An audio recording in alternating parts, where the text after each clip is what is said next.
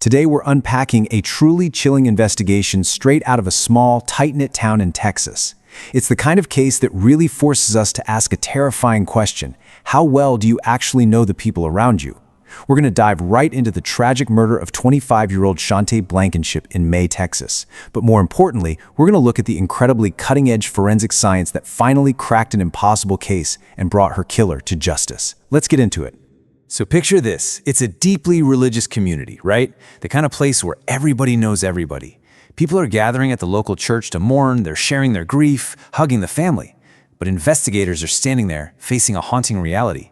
They knew there was a very strong chance that the person responsible for this brutal crime was standing right next to them, literally hiding in plain sight, just playing the part of a grieving friend.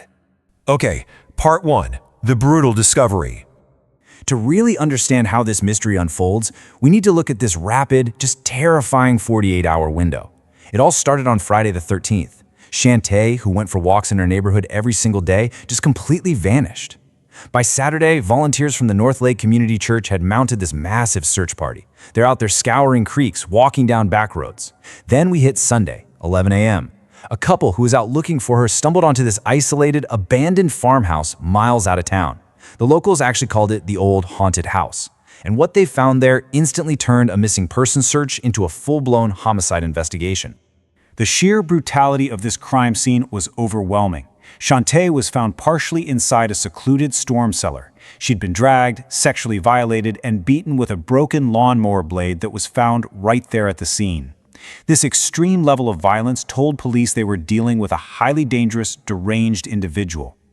But amidst all this horror, investigators caught one massive break. The medical examiner recovered a single microscopic sample of male DNA.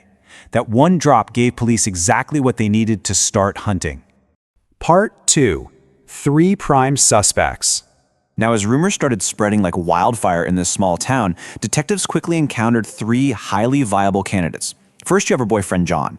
He showed a bizarre lack of concern during his interview, didn't ask a single question about what happened to her, and get this, he had scrubbed all the deleted messages from his phone. Then there's an ex-boyfriend, Colin. He had a rumored violent temper, failed a polygraph about her death before literally storming out of the room, and he worked in lawn care. Remember that murder weapon? Yeah. Finally, there was Bobby. He drove a Bronco spotted near Shante, had prior assault charges against a woman, and his trailer reeked overwhelmingly of gasoline and propane. Highly, highly suspicious. So, put yourself in the detective's shoes for a second. Who are you betting on? With DNA samples now officially collected from John, Colin, and Bobby, investigators felt super confident they were closing in on the killer. They just needed the lab to confirm which of the 3 it was. But the truth was about to throw them completely off course. Part 3, a forensic dead end. The results come back, and there are absolutely no matches. The DNA cleared John. It cleared Colin. It cleared Bobby. And when they ran it through the national database, nothing. 0. All those prime suspects, all those bizarre coincidences and shady behaviors, it didn't amount to murder.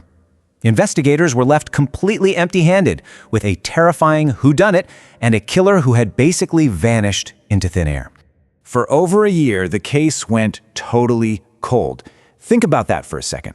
The killer remained completely free to walk the streets, go to the grocery store, and literally sit in the church pews, all while the community lived in this constant, suffocating paranoia about who might be next. Part 4, the phenotyping breakthrough. Just when it seemed like all hope was completely lost, a secondary investigator named Carly Gover was watching a true crime show, of all things, and learned about a revolutionary forensic tool called DNA phenotyping. This is an emerging tech that analyzes a DNA sample to generate a visual snapshot predicting an unknown suspect's physical appearance.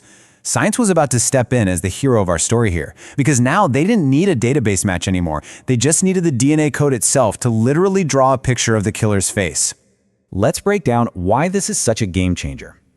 Think of traditional DNA profiling like checking a fingerprint.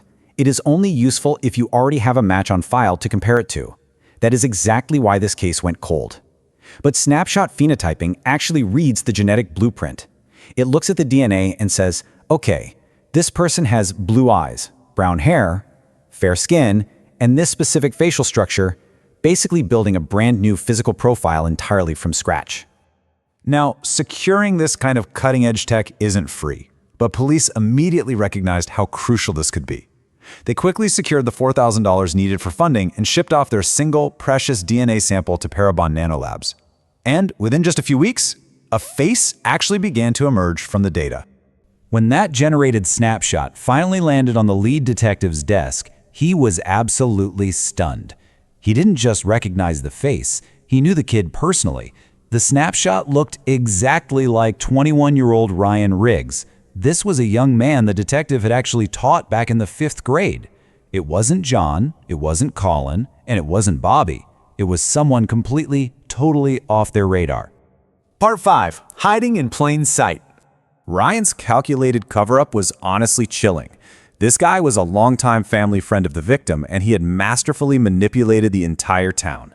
Step 1, he literally rode around in a car with Shantae's boyfriend, rolling down the windows and calling out her name during the search parties, knowing full well he had already killed her. Step 2, at the wake, he looked her grieving parents dead in the eyes and hugged them. And step 3, at her funeral, he sat right there in the church pews alongside the mourning community, just watching the absolute chaos he had created. When the police went to arrest him, Ryan briefly fled. But the following evening, he did something completely unexpected. He showed up at a Wednesday night church service, walked right up to Pastor Ron Kinnear in the parking lot and confessed.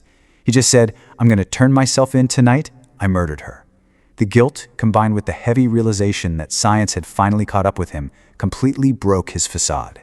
Once they got him in the interrogation room, his horrifying confession just poured out, and it perfectly matched all the unreleased details of the crime scene. He admitted to picking her up in his truck to offer a ride, committing an unprovoked strangulation, and then grabbing that lawnmower blade from his truck to beat her. When detectives asked him why, he chillingly claimed he was just driven by a deep urge for destruction and evil. This confirmed, without a shadow of a doubt, that he was the lone, deranged attacker they'd been looking for. In 2019, justice was finally served. Ryan Riggs pled guilty to capital murder and was sentenced to life in prison without the possibility of parole. Years later, in 2025, the town finally tore down that abandoned farmhouse and the storm cellar. They completely erased that traumatic, so-called haunted house from their landscape, making a huge effort to help the community heal and move forward. So, this leaves us with a really provocative question. If not for a single drop of DNA and the incredible power of phenotyping, would a killer still be sitting in the church pews today? It's a crazy thought, but it reminds us that no matter how well a criminal hides in plain sight, modern science is rapidly evolving to shine a very bright light into the darkest of shadows. Thanks for joining me as we unravel this incredible explainer and keep questioning what might just be hiding in plain sight in your own world. Catch you next time.